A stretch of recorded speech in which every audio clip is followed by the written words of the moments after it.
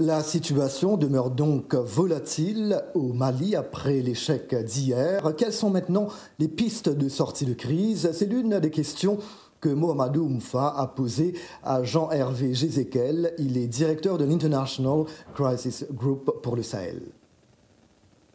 Disons que la médiation de la CEDEAO n'a pas encore convaincu et elle est pour le moins assez lente. Elle peine à avancer.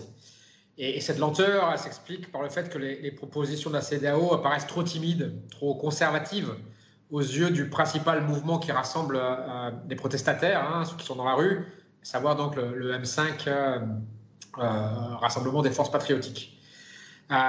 L'opposition estime aussi que la CEDEAO agit un peu en club des présidents en exercice, présidents qui se méfient un peu de l'impact que pourrait avoir le mouvement de protestation malien sur leur propre scène domestique, alors qu'on aura d'importantes élections en deuxième moitié d'année dans des pays comme la Guinée, la Côte d'Ivoire, le Burkina, le Ghana et enfin le Niger. Donc la CEDEAO a fixé notamment une ligne rouge au-delà de laquelle elle se refuse d'aller. Ça a été affirmé par la première médiation conduite par le président Goodluck Jonathan. Ça a été réaffirmé par la médiation de haut niveau qui était sous conduite du président Mahamadou Issoufou du Niger. Et cette ligne, c'est le président Ibeka, le président Ibrahim Boubacar Keïta, ne sera pas forcé de quitter son siège alors qu'il a été élu démocratiquement en août 2018.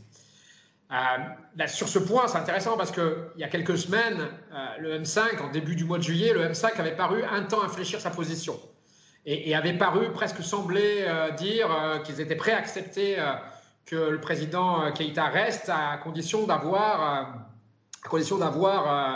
des concessions substantielles.